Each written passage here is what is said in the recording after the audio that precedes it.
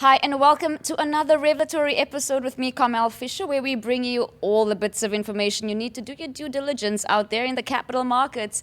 A very interesting theme we're focusing on today is the robotics revolution. Now, this is transforming industries at an unprecedented pace with automation and, yes, the buzzword AI-powered systems becoming integral to operations across manufacturing, healthcare, retail, logistics, you name it. Perhaps nowhere, though, is this transformation more visible or more promising than in the hospitality sector. Robots and AI are revolutionizing everything, right? From guest check-in and room service to housekeeping concierge services even. Leading this hospitality robotics transformation is Nightfood Holdings. They are listed on OTC as NGTF, and they have strategically pivoted to become a robotics-first company by completing their first hotel acquisition. I am so excited to welcome today's CEO for Nightfood Holdings, Mr. Jimmy Chan, as well as President and Director, Mr. Ried Floco. Welcome, guys. Welcome. Thank you. I hope I did justice to that introduction because it's really such a pivotal industry that you guys are a part of right now. Yeah, we have a lot going. A lot going on. So, just for our viewers, tell us more about Nightfood Holdings, the mission, the vision, where you guys stand right now. Yeah, so Nightfood Holding, we started, our team basically took over Nightfood Holding earlier this year. Started the roll-up of total of 5 companies, 2 hotels asset we're targeting. Closed one today already. We have one more that's coming up, hopefully to wrap it up this next week or so. Awesome.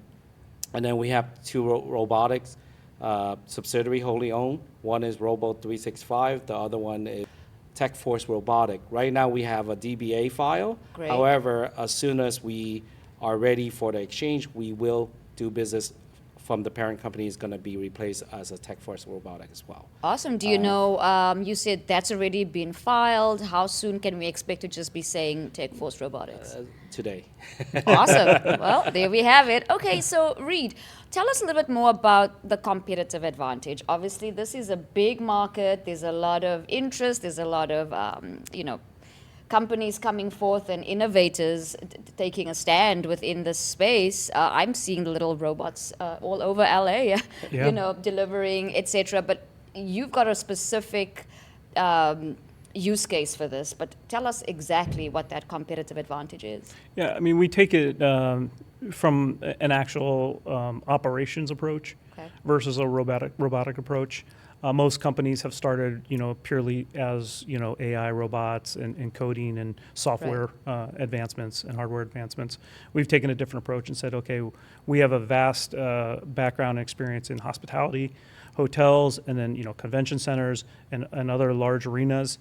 And so we've taken a different approach and say, okay, how do we actually, make the robots solve real world problems? Because that's what it's really about for us. Awesome. So it sounds like it's more an industry needs approach as opposed to a technology first approach. Am I correct in saying that? Correct. And I mean, what's nice is we do all of our own software here in the United States with our own teams. Amazing. We are very much hands-on in the hotel business, so we know it very well. So we have the ability to adapt and really focus on solving a real problem. So it's a blend. We are definitely tech. There's no doubt about it. But at the same time, having the vast background in the hospitality industry helps. You mentioned a lot of experience on your team, and that's obviously a big draw card for anyone who's going to be, following your story. Tell us a little bit more about this combined experience, yours included, and of course yours, Jimmy. Tell us how this is going to help you with the real estate background that you have, the hospitality, of course, and how this translates then into developing superior robotic solutions. Absolutely. So, let's start with my background. I mean, I started as a housekeeper, front desk agent, night auditor, worked my way up to area manager, general manager, area manager, vice president, and then overseeing, a couple $1 billion in real estate and larger portfolios. So I know what it's like to move trash every day, to actually have to go through the strains and constraints associated with, moving heavy linens and dirty linens and those type of things. So Not just myself, but my team as well has that vast experience, and my team's been with me a good amount of time. From a software side, we as well have a strong background and close to 20 years of actually building software. Everything from apps, 15 years ago or 13 years ago, where we're like creating inventory management systems that are online back before anyone had these conversations. Right. But we have that vast background, and from a real estate side, managing buildings and real estate and knowing how to position hotels has been very important. So bringing it all together, we're very fortunate. Have it all in-house, have a really strong, focused team, so that we can advance the company forward. Hey guys, just a quick interruption to your regularly scheduled podcast. I hope you're enjoying the show. If you have not yet, please go ahead and subscribe so we know who's watching and we can bring you more of what you want to see. We hope you're enjoying the show. Again, thank you for subscribing. Excellent. I love the grassroots start to all of this. And that's where a lot of innovation starts from, right? Jimmy, can you add to the conversation in terms of, understanding from a grassroots level and being so deep in the reality of the day-to-day, how that translates into a good growth story? I think that is our upper hand. Ried's, with his experience, I think, that's what separates us apart from other companies. So right. The way Ried put it is we're operationally focused, but we are a tech company. We do have heavy R&D.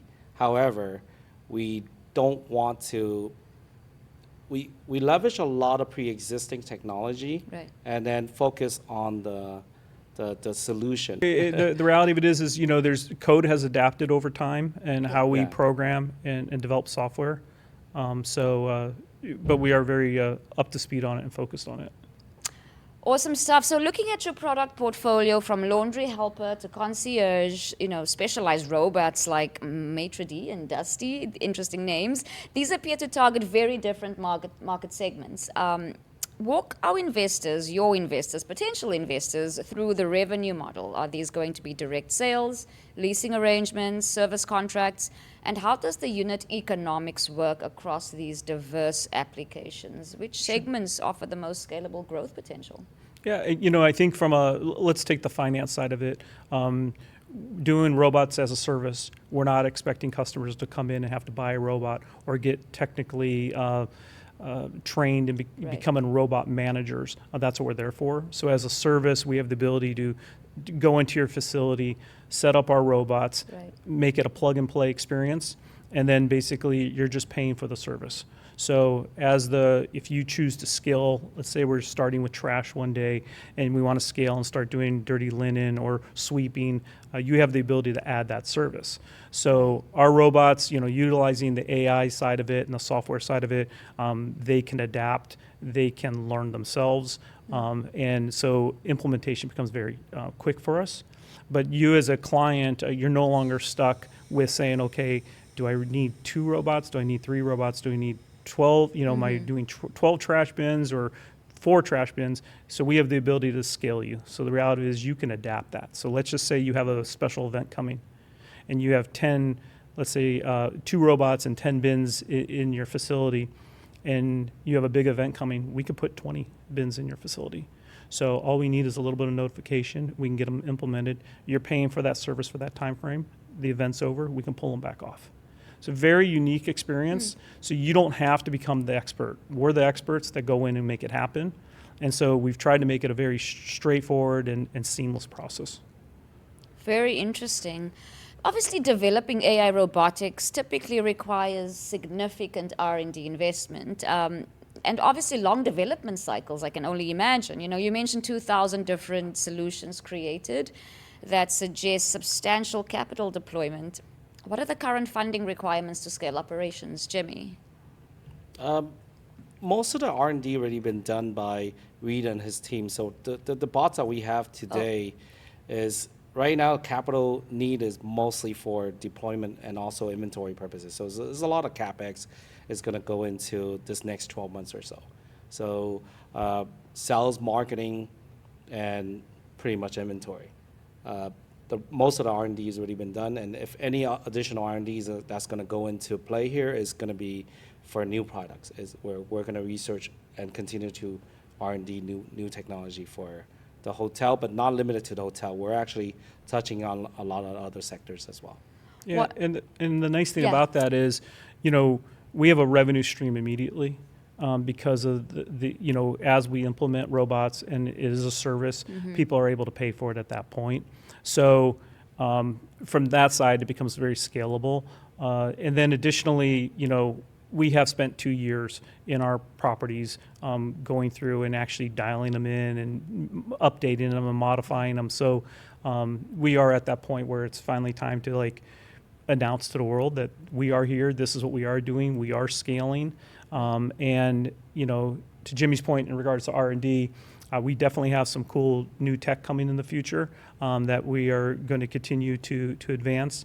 But we are going at this moment and able to ramp up into not just hotels, but other facilities, convention centers. Moving the heaviest, dirtiest, kind of grossest items out there, Yeah. we should be able to kind of free up people's time to focus on better things.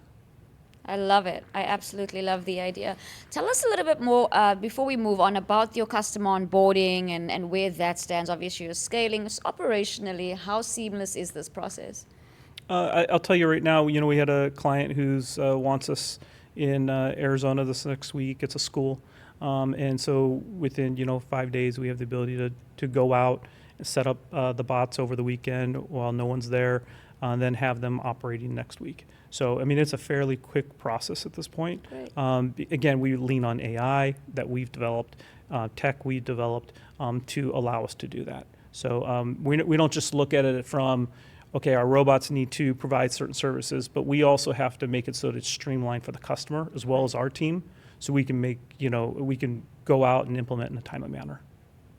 Awesome. There's a presentation that mentions 100 plus real world problems solved. You've mentioned a few. I'm not going to ask you to list all 100. I'm sure there's even more than that. But obviously, robotics deployment often faces unexpected challenges in these controlled environments. Can you share specific examples of how TechForce robots, your specific robots, have performed in actual customer deployments, if there's any to speak of just yet?